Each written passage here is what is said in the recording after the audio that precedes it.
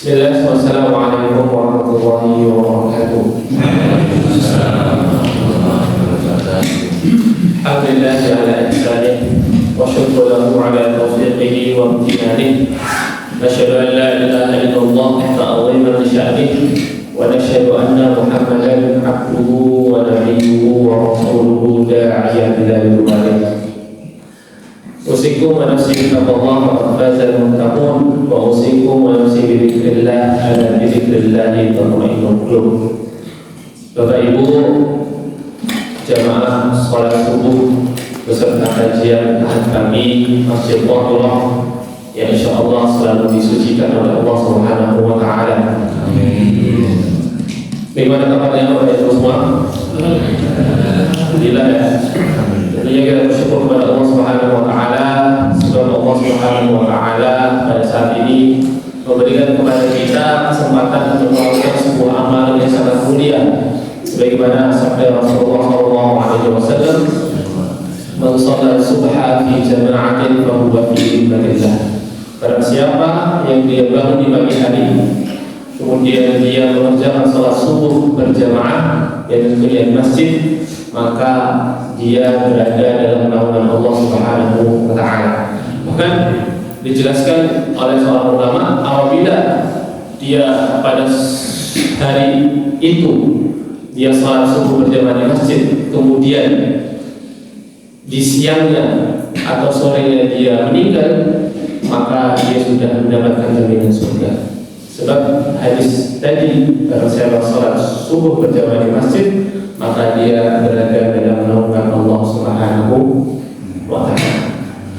Alhamdulillah, tentunya pertama-tama kami memberikan nasihat takwa kepada para jemaah semua.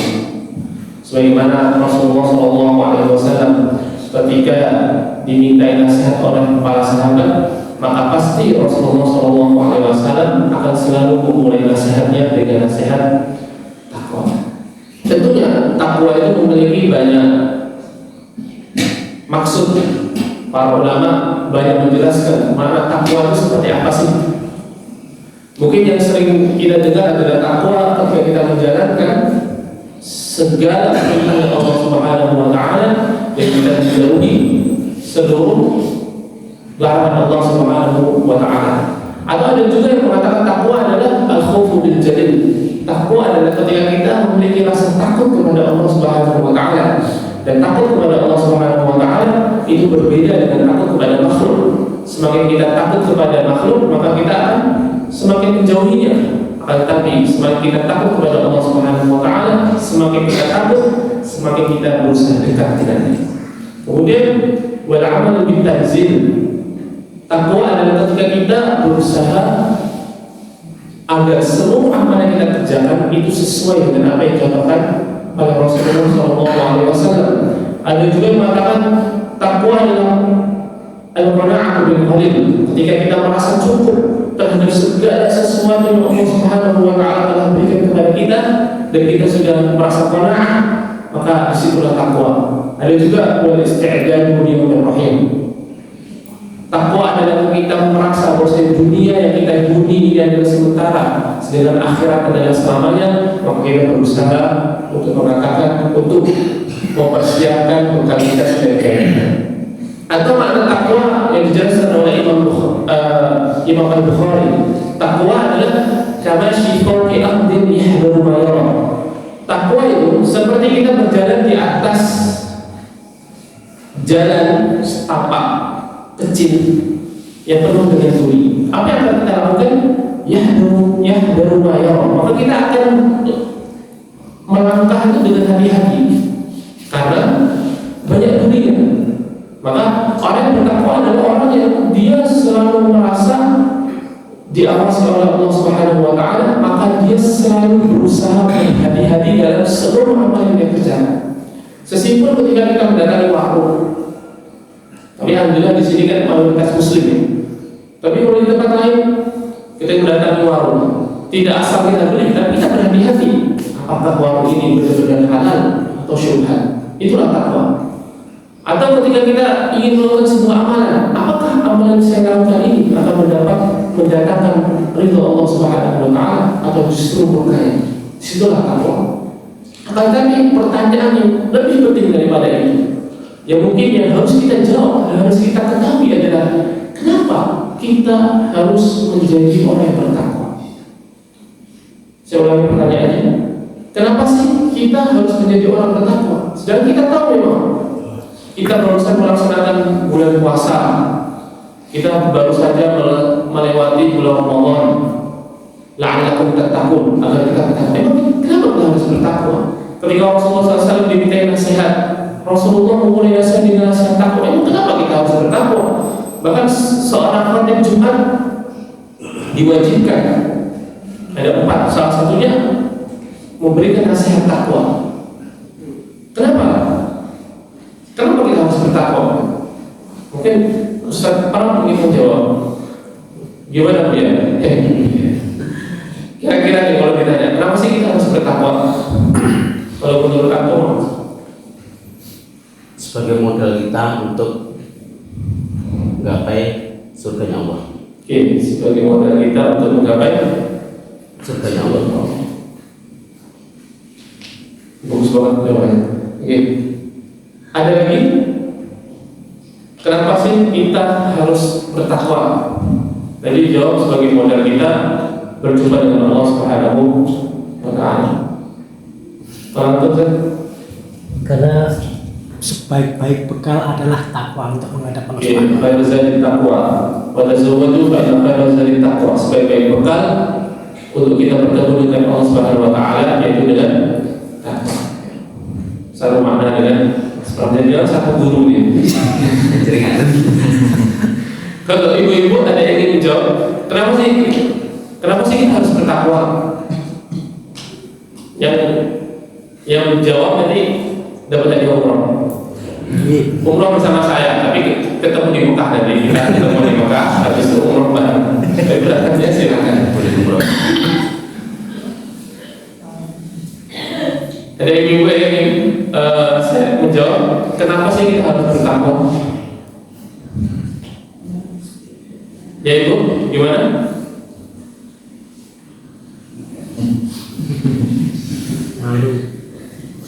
Oke, ikut Mas Pram. Oke. Jawaban tadi benar, tapi jawaban yang harus kita yakini dan jawaban yang sangat simpel. Ada kita mengetahui sebab kenapa kita harus bertakwa. Jawabannya adalah satu, dua, karena kita ingin masuk surga. Kenapa kita harus bertakwa? Karena kita ingin masuk surga dan kita takut masuk neraka. Sebagaimana yang disampaikan, sebagaimana yang difirmankan oleh Allah Subhanahu wa taala dalam surah Muhammad dan ayat-ayat lainnya. Qala ta'ala mathalul jannati allati wu'ida al-muttaqun. Ternyata surga yang sebegitu megahnya, surga yang sebegitu sempurnanya, surga yang sebegitu indahnya, surga yang begitu banyak kenikmatan yang Allah Subhanahu wa taala telah siapkan, itu hanya diberikan kepada orang-orang yang bertakwa. Maka dari itu, kita sebagai seorang hamba yang berharap surga, kita sebagai seorang hamba yang berharap agar diselamatkan dari api neraka, tidak memiliki jalan lain kecuali menjadi orang yang bertakwa. Sebab kunci utama untuk kita bisa menerima dan layak memasuki surga Allah Subhanahu wa taala sebegitu indahnya adalah dengan kita menjadi orang bertakwa. Maka kalau ditanya kenapa sih kita harus menjadi orang bertakwa, jawabannya karena kita mau masuk surga, sama agar bekal kita dari Allah sempurna. Ditambah lagi agar kita siap ketika menghadap Allah Subhanahu wa taala. Baik, alhamdulillah. Kemudian itu nasihat pertama, itu nasihat takwa. Kemudian nasihat kedua adalah bagaimana kita selalu bersyukur kepada Allah Subhanahu wa taala. Tentunya alhamdulillah salah satu bentuk kesyukuran yang harus selalu kita ucapkan kepada Allah Subhanahu wa taala, yaitu yang pertama tentunya Allah Subhanahu wa taala kemarin memudahkan kita untuk banyak beribadah di bulan Ramadan. Kenikmatan yang tidak Allah Subhanahu wa taala berikan kepada semua makhluk, tapi alhamdulillah Allah Subhanahu wa taala melimpahkan karunia dan rahmat-Nya dengan Allah Subhanahu wa taala mengizinkan kita untuk melewati bulan Ramadan dengan sempurna dan kita bisa melakukan banyak amal saleh. Tapi kenikmatan yang wajib Bapak Ibu syukuri juga dan sadari adalah kenikmatan yang termasuk saya sangat rasakan adalah kenikmatan masjid ini. Alhamdulillah saya orangnya sering pindah ke sini karena memang habis saya orangnya nomaden. Dulu saya di Surabaya, kemudian sempat di Magetan juga, kemudian di Cirebon, kemudian di Sidoarjo, kemudian di Jawa Tengah ini juga sering pindah-pindah. Tapi saya rasakan kenikmatan yang begitu besar ketika saya mendapati kenikmatan masjid ini bersama lingkungannya. Karena masjid ini bagaimana hadir tidak hanya sebagai tempat untuk melaksanakan ibadah sholat saja, tapi lebih dari itu. Dan itu sangat saya rasakan. Maka tentunya bagaimana kita mendapatkan kenikmatan dari Allah Subhanahu wa taala dengan hadirnya masjid ini, banyak aktivitas di masjid ini, tentunya kita wajib bersyukur kepada Allah Subhanahu wa taala. Nah, ada 3 cara yang harus kita lakukan agar kita bisa menjadi orang yang bersyukur. Kita akan selalu diminta oleh Allah Subhanahu wa taala untuk menjadi hamba yang bersyukur. Lantas bagaimana cara agar kita bisa menjadi seorang hamba yang bersyukur? Kita sering diminta disampaikan ketika mendapatkan kenikmatan maka bersyukurlah, ketika mendapatkan kenikmatan maka bersyukurlah. Tapi pernah kita bertanya, rasa syukur yang Allah Subhanahu wa taala harapkan dari seorang hamba itu seperti apa sih? Bagaimana sih agar kita benar-benar bisa mensyukuri terhadap segala kenikmatan yang Allah Subhanahu wa taala berikan? Ada 3 cara yang harus kita lakukan agar kita benar-benar bisa bersyukur terhadap kenikmatan Allah Subhanahu wa taala. Ketika 3 hal ini belum kita lakukan, maka kita belum bisa dikatakan untuk menjadi hamba yang bersyukur. Apa itu? Yang pertama, seseorang dikatakan bersyukur terhadap kenikmatan yang dia telah berikan dengan ketika Allah Subhanahu wa taala sudah memberikan nikmat kepadanya. Yang pertama, dia harus mengatakan alhamdulillah. Mengatakan alhamdulillah. Nomor 1. Dan ada 2 lagi. Mungkin banyak sebelum ini yang pahamnya cukup mengatakan alhamdulillah dia sudah menjadi hamba yang bersyukur. Tidak. Masih ada 2 hal lagi yang harus dia lakukan agar dia bisa menjadi atau bisa dikatakan sebagai hamba yang bersyukur. Jadi yang pertama, ketika dia mendapatkan kenikmatan dari Allah Subhanahu wa taala, dia mengatakan lisannya mengucap alhamdulillah. Kemudian kedua yang harus dia pahami dan harus dia yakini dalam bentuk rasa syukur dia kepada Allah Subhanahu wa taala, yaitu dia harus meyakini bahwasanya kenikmatan yang Allah Subhanahu wa taala berikan kepadanya itu bukan karena kehebatan dia, tapi karena rahmat Allah Subhanahu wa taala. Contoh, ketika Allah Subhanahu wa taala ngasih saya hadiah mobil,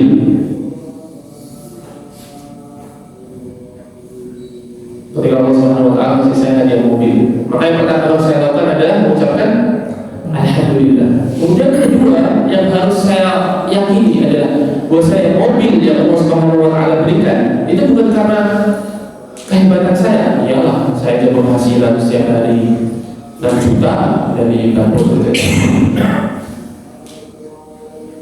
Ya wajar saya saya punya mobil dan saya hebat, karyawan saya banyak, toko saya banyak. Itu karena kehebatan saya. Tidak boleh. Kedua, dia harus meyakini bahwasanya itu bukanlah karena kehebatan dia, tapi karena rahmat Allah Subhanahu wa Ta'ala. Dan itu yang dilakukan oleh Qarun ketika Qarun mendapatkan kenikmatan yang begitu besar. Gudang, bukan gudang produknya, bukan gudang jualannya, tapi gudang hartanya begitu besar, ya. Banyak, bahkan sebut kunci gudangnya saja harus diangkat oleh 7 orang yang berotot, saking besarnya. Maka ketika dia ditanya oleh orang-orang, apa sih tips suksesmu Qarun? Bagaimana caranya agar engkau bisa kaya raya, sukses? Dia mengatakan, qala innama utituhu ala ilmin indi. Ya, wajar saja, ini aja. Kan saya hebat, saya pintar, pantas saja saya sukses. Maka jangan sampai kenikmatan yang Allah Subhanahu wa Ta'ala berikan kepada kita itu membuat kita sombong. Itu kedua. Kemudian yang ketiga yang harus kita yakini dan yang paling penting, ketika Allah Subhanahu wa Ta'ala telah memberikan kenikmatan kepada kita, kenikmatan HP, kenikmatan motor, kenikmatan rumah, kenikmatan lingkungan, kenikmatan ibadah, kenikmatan iman, kenikmatan Islam, yang harus kita pahami. Dan bentuk rasa syukur kita kepada Allah Subhanahu wa Ta'ala yang ketiga adalah bagaimana kita menjadikan kenikmatan yang Allah Subhanahu wa Ta'ala telah berikan kepada kita sebagai wasilah untuk kita semakin dekat dengan Allah Subhanahu wa Ta'ala. Apa manfaatnya ketika Allah Subhanahu wa Ta'ala memberikan kita mungkin mobil, tapi kalau mobil itu membuat kita tidak dekat dengan Allah Subhanahu wa Ta'ala? Apa manfaatnya ketika Allah Subhanahu wa Ta'ala memberikan kenikmatan kita sebuah jabatan, kalau dengan jabatan tersebut tidak membuat kita semakin dekat dengan Allah Subhanahu wa Ta'ala? Maka 3 cara untuk kita bisa benar-benar mensyukuri kenikmatan yang Allah Subhanahu wa Ta'ala berikan kepada kita. Yang pertama adalah dengan mengucapkan alhamdulillah, kita yakin bahwasanya ini datang dari Allah Subhanahu wa Ta'ala. Kemudian yang kedua, kita meyakini bahwa kenikmatan tersebut datang, Allah Subhanahu wa Ta'ala hadirkan bukan karena kehebatan kita, tapi karena rahmat Allah Subhanahu wa Ta'ala dan kuasanya. Kemudian yang ketiga, kita berusaha menjadikan kenikmatan yang Allah Subhanahu wa Ta'ala berikan ini, kita berusaha menjadikan wasilah untuk kita bisa semakin dekat dengan Allah Subhanahu wa Ta'ala. Salah satunya kenikmatan masjid ini, kenikmatan lingkungan ini, mari kita jadikan buat sebaik-baiknya menjadi wasilah untuk kita semakin dekat dengan Allah Subhanahu wa Ta'ala. Akhwan fiddin rahimani wa rahimakumullah. Tentunya kita tahu semua, hari ini kita telah memasuki bulan Syawal dan kita telah meninggalkan bulan Ramadan. Tentunya sangat sering disampaikan sebuah nasihat adalah bagaimana kita jangan pernah melupakan amal soleh yang telah kita kerjakan di bulan Ramadan. Karena ketahuilah bahwasanya kita beribadah bukan karena bulan Ramadan, tapi karena kita hamba Allah Subhanahu wa Ta'ala, dan Allah Subhanahu wa Ta'ala tidak hanya hadir di bulan Ramadan, tapi Allah Subhanahu wa Ta'ala juga hadir di bulan Syawal dan bulan-bulan lainnya. Tapi memang tidak bisa dipungkiri, vibes atau euforia di bulan Ramadan, vibes beribadah di bulan Ramadan itu memang tidak bisa kita rasakan kecuali di bulan Ramadan. Memang berpuasa di bulan Ramadan itu jauh lebih nikmat daripada berpuasa di bulan selain bulan Ramadan. Memang membaca Al-Quran di luar bulan Ramadan itu memang sangat nikmat, sangat mudah khusyuk daripada kita membaca Quran di luar bulan Ramadan. Memang qiyamul lail bulan Ramadan itu jauh lebih khusyuk, jauh lebih mudah daripada kita yang mulai di luar bulan Ramadan. Memang bersedekah, memang amal soleh lainnya itu sangat mudah dan sangat nikmat kita lakukan di bulan Ramadan, dan tidak bisa kita rasakan senikmat itu di luar bulan Ramadan. Karena memang bulan Ramadan memiliki keistimewaan yang sangat spesial. Sebagaimana sabda Rasulullah SAW, sebab Allah Subhanahu wa taala futihat abwaabul jannah, Allah buka pintu surga seluas-luasnya, wa ghulqat abwaabun niran, Allah tutup pintu neraka serapat-rapatnya, Allah penjarakan, Allah ikat setan-setannya. Tapi memang itu sisi lain yang kita sangat merasakan beribadah di bulan Ramadan memiliki kenikmatan tersendiri. Tapi yang wajib kita yakini bahwasanya kita diminta oleh Allah Subhanahu wa taala untuk terus beribadah kepadanya, tidak hanya di bulan Ramadan. Maka ada dua nasihat ulama yang harus kita pahami. Kalau memang di bulan Ramadan kita bisa banyak melakukan amal soleh, dan di setelah bulan Ramadan kita agak berat melanjutkan estafet perjuangan amal soleh kita di bulan Ramadan, maka setidaknya ada dua amal soleh yang jangan sampai kita tinggalkan karena kita meninggalkan bulan Ramadan. Ada dua amal soleh yang sangat sayang kita tinggalkan, karena bukan berarti karena kita meninggalkan bulan Ramadan kita juga harus sudah selesai melakukan amal soleh. Setidaknya ada dua hal yang bagaimana kita berusaha untuk istiqomah terhadapnya ketika kita sudah meninggalkan bulan Ramadan. Dan dua hal ini adalah amal soleh yang sangat dekat, sangat sering kita lakukan ketika bulan Ramadan. Tapi justru ketika selesai bulan Ramadan banyak kaum muslimin yang meninggalkannya. Apa itu? Yang pertama, qiyamul lail, salat malam. Maka dijelaskan oleh para ulama, qiyamul lail adalah da'us shalihin, kebiasaan orang soleh. Seberapa penting sih qiyamul lail itu di dalam kehidupan kita? Tentunya sangat banyak hadis-hadis dan firman Allah Subhanahu wa taala. Tapi saya ingin menceritakannya. Jadi ketika Rasulullah SAW hidup di Makkah, beliau hidup seperti warga biasa. Beliau berniaga, beliau beramalan, bersosial, sampai akhirnya Allah Subhanahu wa taala menyampaikan umur beliau di umur 40, dan itu melewati fase yang unik ya, ketika Rasulullah SAW sempat berkhalwat di Gua Hira. Kemudian akhirnya Allah Subhanahu wa taala memberikan wahyu kepadanya dengan wahyu pertama, yaitu surah Al-Alaq 1-5. Qala ta'ala iqra' bismi rabbikal ladzi khalaq khalaqal insana min 'alaq iqra' wa rabbukal akram alladzi 'allama bil qalam. Maka telah resmi Rasulullah SAW menjadi seorang nabi. Maka ketika Rasulullah SAW sudah menjadi nabi, maka Rasulullah masih dalam tanda kutip masih bingung job desk-nya apa. Maka akhirnya Rasulullah SAW mendapatkan wahyu kedua. Ada yang tahu wahyu kedua Rasulullah apa? Surah Al-Mudaththir. Surah Al-Mudaththir dalam juz 29. Ya ayyuhal mudaththir qum fa'anzir wa rabbaka fakabbir wa thiyabaka fatahhir wa rujza fahjur. Job desk kedua Rasulullah adalah berdakwah. Bagaimana Islam atau iman yang Allah Subhanahu wa taala berikan kepada Rasulullah itu tidak hanya untuk dirinya tapi untuk sekelilingnya. Maka disitulah Rasulullah SAW mulai merasakan gangguan dari sekelilingnya ketika Rasulullah berdakwah.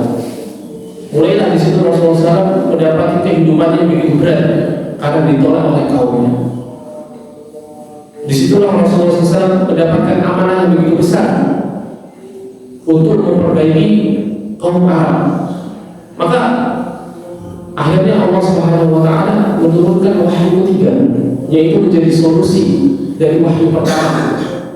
Seakan-akan Allah Subhanahu wa taala ingin memberikan gambaran kepada kita bahwasanya ketika engkau mendapati kehidupan yang begitu sulit, ketika engkau mendapatkan pekerjaan yang begitu berat, ketika engkau menemui kehidupanmu yang sangat rumit, maka solusinya adalah wahyu ketiga. Apa itu? Yaitu surah Muzammil. Ya ayyuhal muzammil qum al-laila illa qalila. Wahai orang-orang yang berselimut, qum al-laila illa qalila. Bangunlah di malam hari untuk mengerjakan salat walaupun hanya sebentar. Maka qiyamul lail itu dihadirkan oleh Allah Subhanahu wa taala sebagai solusi dari beratnya kehidupan Rasulullah SAW ketika mendapatkan amanah berdakwah di tengah-tengah kaum Arab. Maka itu juga bisa kita tarik. Bagaimana agar kita memahami seberapa penting sih qiyamul lail dalam kehidupan kita? Maka ambillah pelajaran yang dialami oleh Rasulullah SAW ketika kita mendapati begitu berat kehidupan kita, begitu rumit pekerjaan kita, begitu banyak masalah yang ada dalam kehidupan kita dan keseharian kita. Mari kita coba ikhtiarkan dengan kita mengerjakan qiyamul lail. Maka qiyamul lail ini sebagaimana dijelaskan tadi tidak sholihin. Maka sebagian para sholihin, orang-orang saleh memang mewajibkan atas dirinya untuk mengerjakan qiyamul lail. Ini pertama, amalan yang sering banget kita lakukan bulan Ramadan, tapi jangan sampai ketika kita sudah meninggalkan bulan Ramadan, kita tinggalkan begitu saja. Kemudian amalan kedua yang gak kalah penting, yang sering banget kita lakukan di bulan Ramadan, tapi ketika selesai bulan Ramadan kita justru tidak menganggapnya penting, adalah qiraatul Quran, membaca Al-Quran. Entah bagaimana ketika bulan Ramadan kita begitu akrab dengan Al-Quran, entah bagaimana ketika bulan Ramadan kita begitu mudah untuk membaca Al-Quran. Bahkan tidak hanya 5 halaman, tapi sehari 1 juz itu begitu mudah. Tapi sayangnya ketika kita meninggalkan bulan Ramadan, maka kita meninggalkan juga Al-Quran. Padahal kita tahu semua bahwasanya Al-Quran begitu istimewa dalam kehidupan kita. Guru saya pernah memberikan gambaran kepada saya bagaimana Al-Quran itu sebegitu penting dalam kehidupan manusia. Beliau mengatakan seperti ini. Beliau memulai dengan membaca surah Ar-Rahman. Kita tahu semua surah Ar-Rahman ya. Ayat pertamanya adalah Ar-Rahman. Surah Ar-Rahman ini, surah Ar-Rahman itu sering digambarkan atau diistilahkan sebagai surah nikmat, surah yang penuh kenikmatan. Sebab memang dari ayat pertama sampai ayat terakhir Allah Subhanahu wa taala menjelaskan kenikmatan-kenikmatan yang Allah Subhanahu wa taala berikan baik di dunia dan di akhirat, yaitu surga. Maka dari itu surah Ar-Rahman sering diistilahkan sebagai surah kenikmatan, surah nikmat.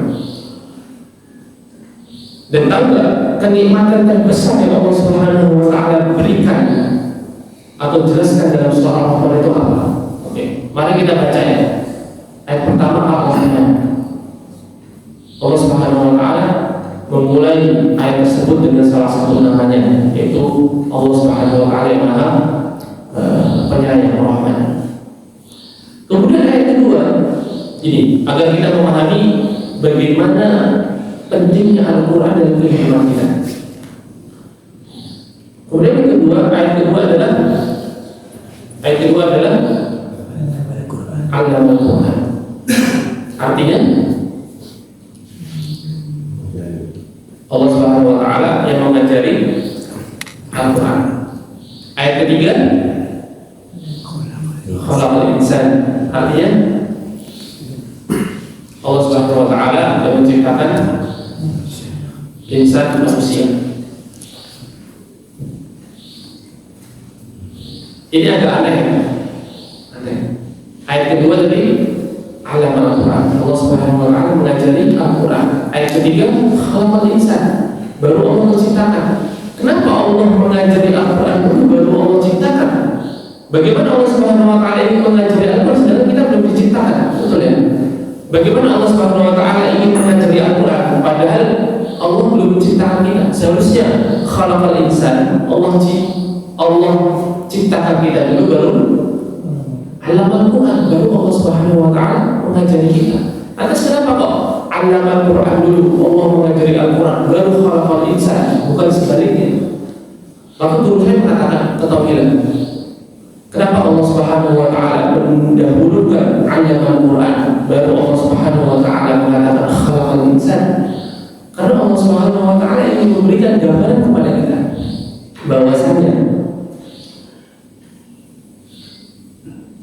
ketika kita tidak mempelajari Al-Quran, ketika kita tidak alam Al-Quran, ketika kita tidak membaca Al-Quran, ketika kita tidak berusaha menjadikan Al-Quran itu sesuatu yang sangat spesial dalam kehidupan kita, ketika kita tidak berusaha mengamalkan Al-Quran, ketika kita tidak berusaha alam Al-Quran, maka ketahuilah engkau seakan-akan tidak diciptakan oleh Allah Subhanahu wa Ta'ala. Beliau mengatakan seseorang yang tidak alam Al-Quran, maka hakikatnya dia tidak khalaqal insan, dia tidak diciptakan oleh Allah Subhanahu wa Ta'ala. Saya ulangi, kenapa Allah Subhanahu wa Ta'ala meletakkan alam Al-Quran baru khalaqal insan? Allah Subhanahu wa Ta'ala mengatakan Allah yang mengajari manusia, baru Allah Subhanahu wa Ta'ala menciptakan manusia. Sebab Allah Subhanahu wa Ta'ala ingin mengasih tahu kepada kita bahwasannya yang paling penciptaan manusia itu tidak begitu penting daripada pengajaran Allah Subhanahu wa Ta'ala terhadap kita dengan Al-Quran. Pengajaran Allah Subhanahu wa Ta'ala dengan Al-Quran itu jauh lebih penting daripada kita diciptakan. Maka kalau kita lihat dalam Al-Quran ya, surah terakhir yang Allah Subhanahu wa Ta'ala susun dalam Al-Quran, surah terakhir adalah surah An-Nas, manusia. Maka kita membaca Al-Quran itu bukan agar kita menjadi seorang ustaz. Kita membaca Al-Quran bukan agar kita menjadi kiai, agar kita menjadi orang saleh, tidak. Kita membaca Al-Quran agar kita menjadi manusia. Maka dari itu Allah Subhanahu wa Ta'ala menutup Al-Quran dengan surah An-Nas, bukan surah Ustaz ya. Tapi ya agar kita membaca Al-Quran itu bukan agar kita menjadi orang soleh, tapi sesimpel agar kita menjadi manusia ya. Maka tentunya itu yang harus kita pahami. Sebab banyak orang mengira bahwa Al-Quran hanya dibaca, hanya didalami ketika ingin menjadi seorang ustaz. Tidak, tapi Al-Quran harus selalu kita baca, harus kita selalu tadabburi, harus selalu kita amalkan agar kita menjadi manusia. Dan jangan sampai kita menjadi seorang hamba yang Allah Subhanahu wa Ta'ala jelaskan dalam surah Taha, "Wa man a'rada 'an dzikri fa inna lahu ma'isyatan dhanka wa nahsyuruhu yawmal qiyamati a'ma." Jangan sampai kita menjadi seorang hamba yang dulu begitu akrab dengan Al-Quran, yang dulu begitu senang membaca Al-Quran, yang dulu begitu nikmat ketika membaca Al-Quran, tapi a'radu 'an dzikri, tiba-tiba dia berpaling dari Allah, berpaling dari Al-Quran, berpaling dari pembacanya, berpaling dari mentadabburinya, bahkan diancam oleh Allah Subhanahu wa Ta'ala, "Innahu ma'isyatan dhanka." Maka Allah Subhanahu wa Ta'ala akan memberikan kehidupannya menjadi kehidupan yang begitu sulit. Mungkin itu bisa saya sampaikan. Tentunya kita harus yakini bahwasanya perjuangan amal soleh kita bukan berarti berakhir ketika kita sudah meninggalkan bulan Ramadan, tapi justru disitulah esensi bulan Ramadan harus kita rasakan setelah bulan Ramadan. Karena la'allakum tattaqun, agar kalian bertakwa, itu bukan la'allakum tattaqun fi Ramadan, tapi la'allakum tattaqun ma ba'da Ramadan. Ada la'allakum tattaqun yang harus kita pertaruhkan, yang harus kita buktikan bukan ketika bulan Ramadan. Karena membaca Al-Quran bulan Ramadan, yang mulai bulan Ramadan itu hal biasa. Tapi yang luar biasa ketika kita bisa melanjutkan amal soleh yang kita lakukan bulan Ramadan, itu bisa tetap kita lanjutkan setelah bulan Ramadan. Maka kita berdoa kepada Allah Subhanahu Wa Taala agar Allah Subhanahu Wa Taala menerima seluruh amal soleh kita di bulan Ramadan dan di bulan-bulan lainnya.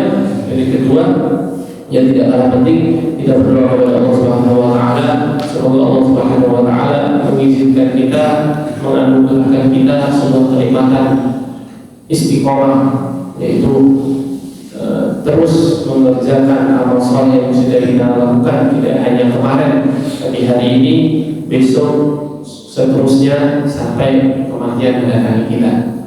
Kemudian dua amal soleh yang jangan kita tinggalkan karena kita meninggalkan bulan Ramadan. Dua amal soleh tersebut, yang pertama qiyamul lail, sholat malam sebentar saja, tidak perlu panjang-panjang. Bisa qiyamul lail itu sebelum tidur, atau yang terbaik adalah kita tidur dulu. Kemudian yang kedua adalah tilawatul Quran, qiraatul Quran. Maka insyaallah silakan jadikan masjid ini sebagai wasilah untuk kita semakin dekat dengan Al-Quran. Akan ada program-program Al-Quran yang tidak hanya untuk anak-anak. Belum ada. Setelahnya ada. Dan insya Allah sekalian, sebab yang butuh ngaji tidak hanya anak-anak, tapi terlebih kita yang sudah melewati masa anak-anak justru lebih membutuhkan. Seperti itu.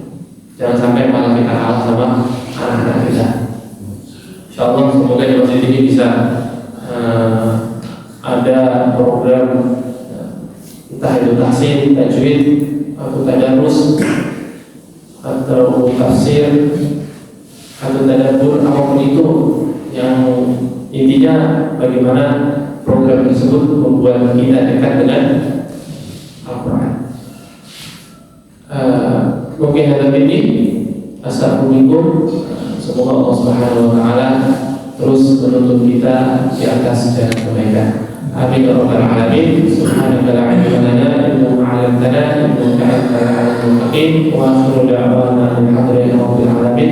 Wassalamu alaikum warahmatullahi wabarakatuh.